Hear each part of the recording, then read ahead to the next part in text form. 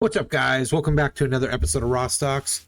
This is Rustik. Today we're going to be taking a look at Tesla's chart. We're going to look at where price ended over last week and where price is likely to head tomorrow and into the rest of this week. Before we get started, don't forget to check out the links in the description below. We have a link to the Gamma Edge website where you can purchase Gamma Edge, which is one of our favorite Gamma and Delta options data service. So check out that link, as well as the link to the Rawstocks website, where you can find out more about the premium trading Discord, how to become a premium member if you want to get the Rawstocks callouts.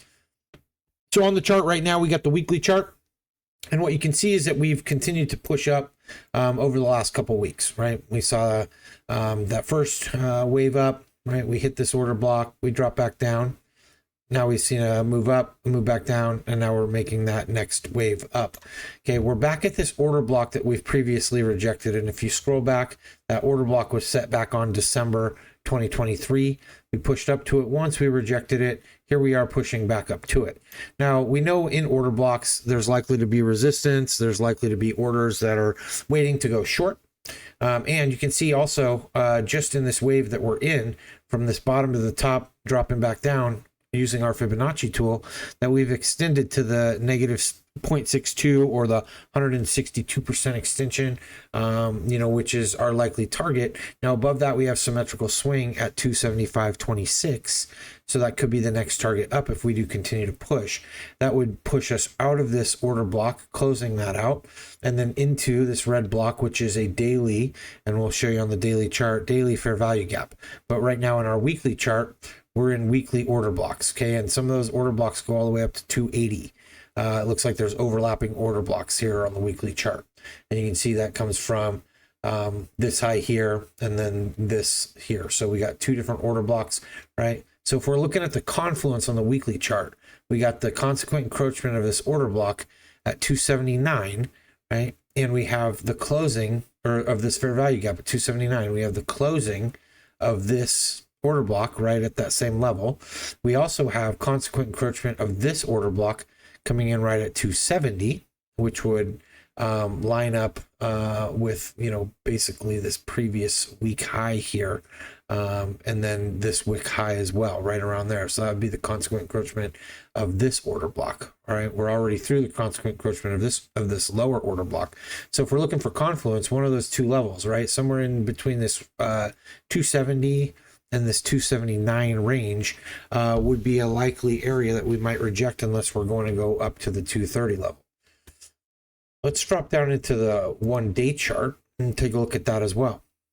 1 day, you see we were making that push up. We did have a bearish day on Thursday, but we're back up on Friday.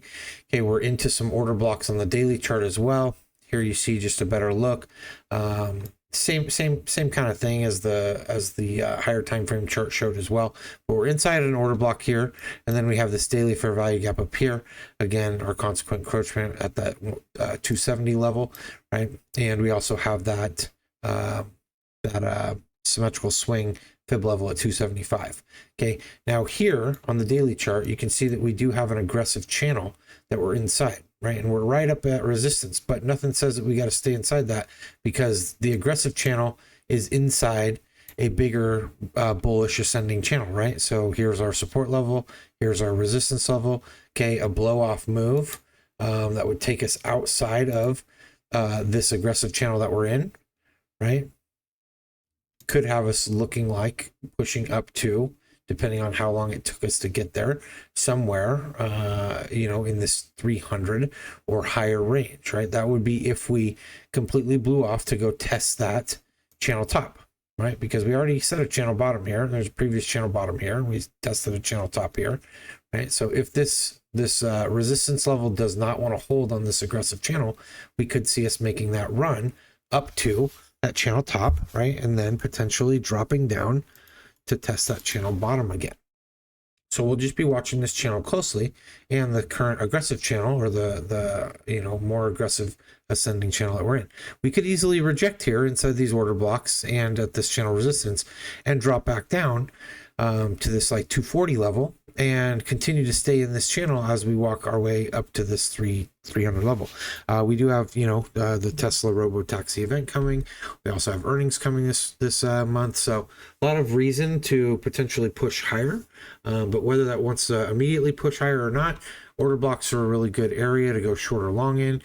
So right now it looks like that if we could get that drop back down, we might push back up. But we've already rejected this order block one time over here.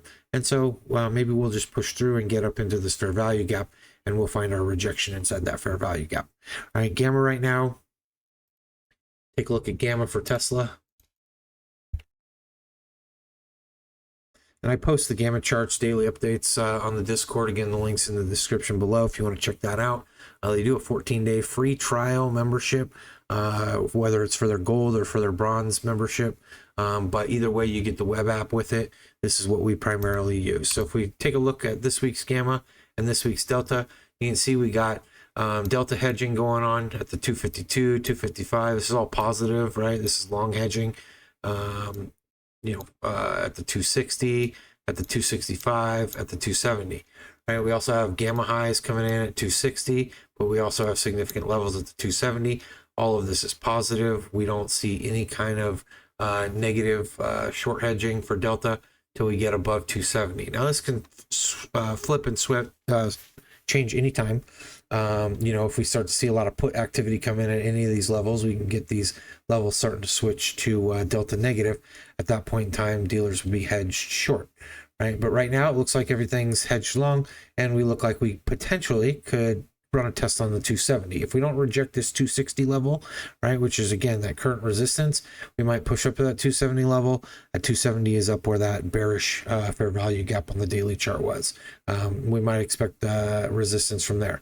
But if you start to push out into like earnings, you start to see some 300 level activity coming in, for the end of October, right, and then even some positive gamma. At the highs into November. So we'll be looking to see if we do get some kind of sell-off over the next week or two, possibly with the robo-taxi event, possibly this week before the robo-taxi event with the month-end close, new month candle opening.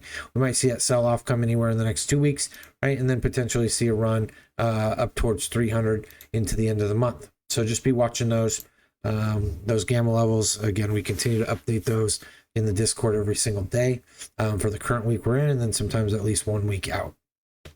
That's the only ticker I'm going to take a look at today. Hopefully that's been beneficial for you guys. Don't forget to like, subscribe, share with all your friends. And again, check out our website. Check out the Gamma Edge WAP page if you're interested in learning more about options data services. And we'll see you guys on the next one.